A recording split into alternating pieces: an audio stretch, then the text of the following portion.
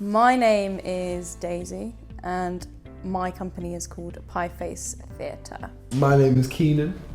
This isn't my company, but it's still called Pieface.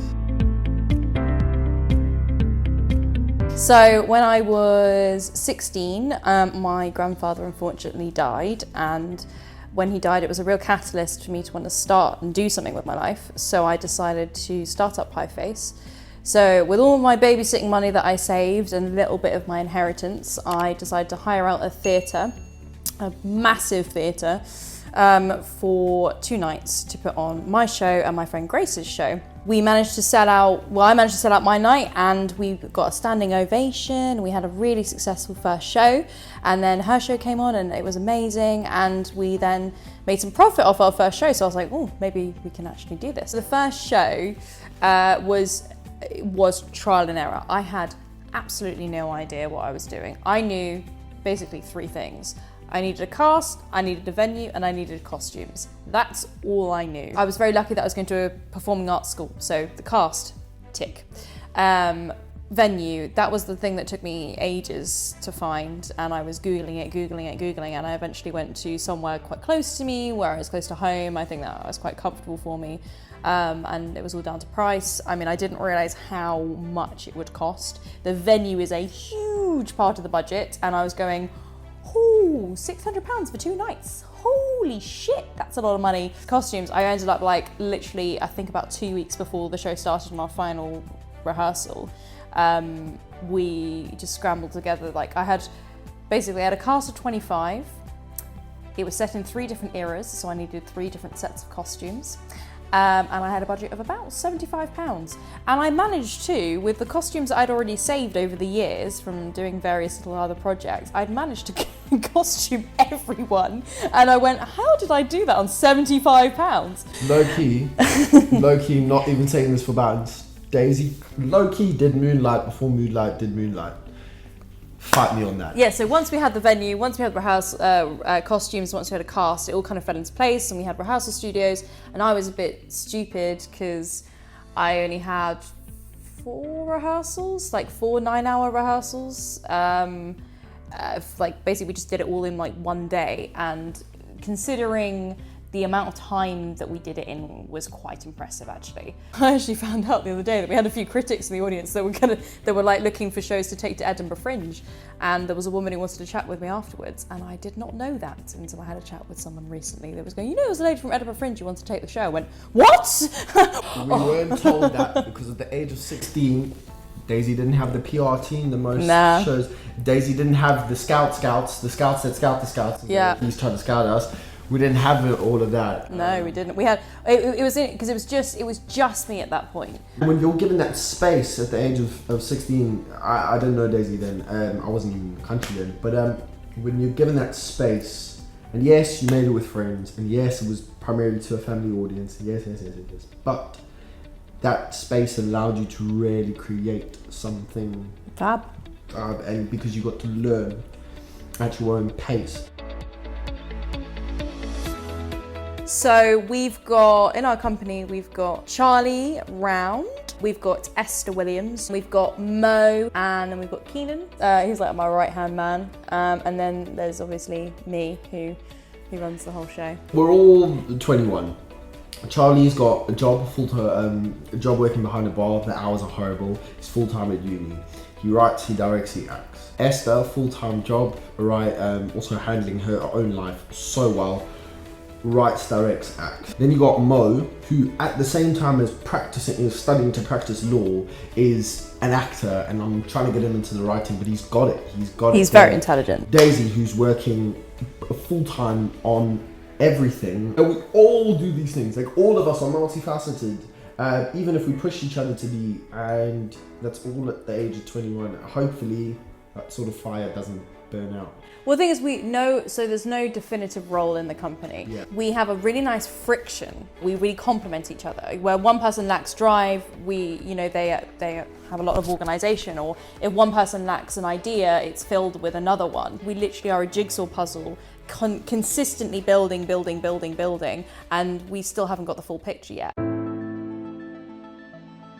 It was easy and hard starting at a young age. So it was easy in the sense that I had a lot of ambition, I had a lot of drive, and I had nothing really holding me back. In terms of like, I didn't have any rules to follow, I made my own rules. So that was easy in that sense, but it was hard in the sense of money. When you're very young, you don't have a lot of it. And I had to save up every single penny I had to make a production possible. It was amazing, but it was a lot of hard work. So for many, many years now, I've always wanted to own my own theatre. Like it was like kind of in my head, I was like, in 5 years, my business plan was like 5 years I want to own a rehearsal space, in 10 years I want to own a theatre. The one kind of goal and ambition is to own a creative space. So it's not just a theatre space, it's not just a rehearsal studio, it's a creative space where people can learn. So I've come up with this initiative which is about teaching through theatre.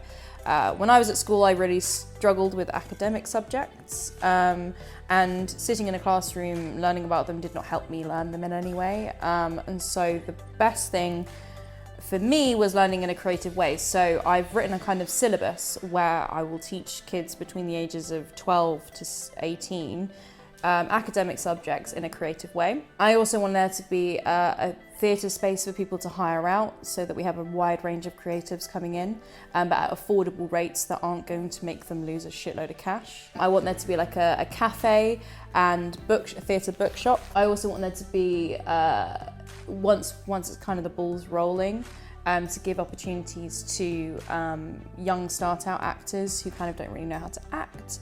I really want to focus on training and the education of acting and theatre for BAME communities, because I think there's a massive lack of representation, specifically BAME communities, because there's a massive lack of representation in our industry. One big creative hub, one big home where people can go, I'm going to go see quality theatre, I'm going to read some banging plays, and I'm going to have a lot of fun, and that's what I want. Obviously people within just education, you're taught by teachers. But this could give you the opportunity to be taught by someone who is doing.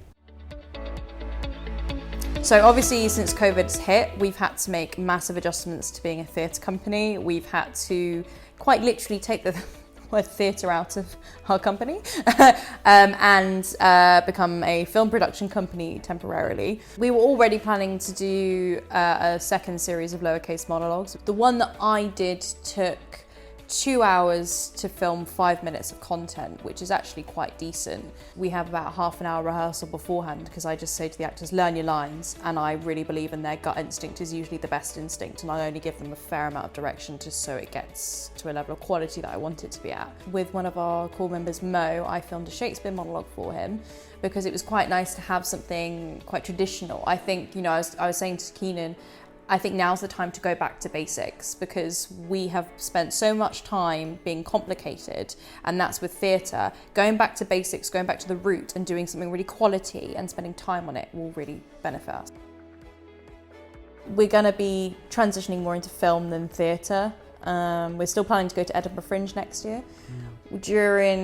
So we were meant to have our London run in like May time, and instead we decided to do Mum's Netters online. So we did like a classic Zoom call formula. Everyone was drunk because everyone was like drinking, and that meant the juices were flowing, and it was one of those things where we had to do it all in one take, otherwise it wouldn't have worked. Some of the actors would actually fuck up their lines and we'd be like, well, sorry, I would fuck up my lines.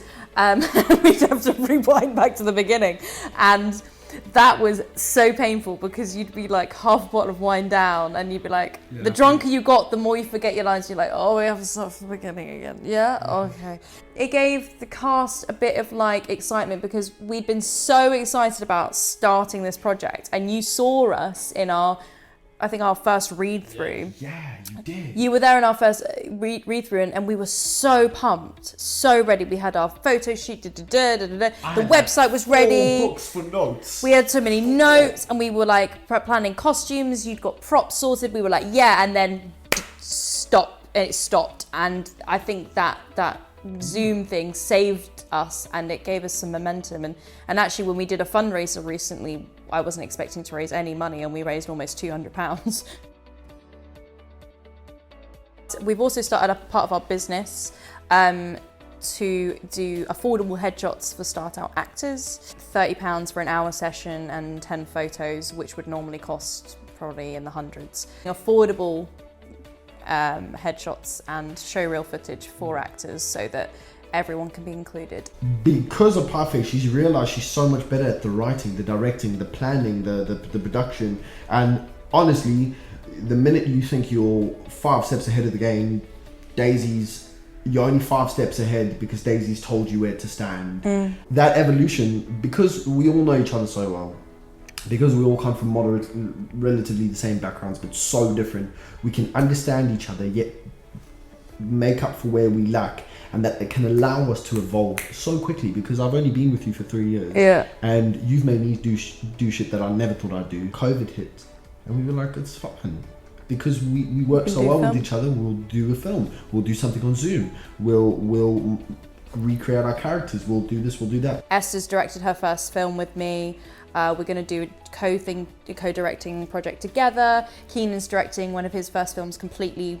Like, I'm just going like, you do it, and it's great. It's given everyone an opportunity to actually go, look at me, I can do it. That's the most important thing for me, is giving people those opportunities to go make things and show that they can fucking do it and do it well. Yeah, that's 100% it. And that's Pieface Theatre. I just want to say thanks so much to Daisy and Keenan for getting involved in the interview. I wish them all the best of luck, and you can go and follow Pieface Theatre's different accounts, YouTube, Instagram, Twitter, whatever, using the links in the description. If you enjoyed this video, make sure to subscribe to the EntreConnect channel for more small business interviews, like the video, and I hope to see you or your small business very soon.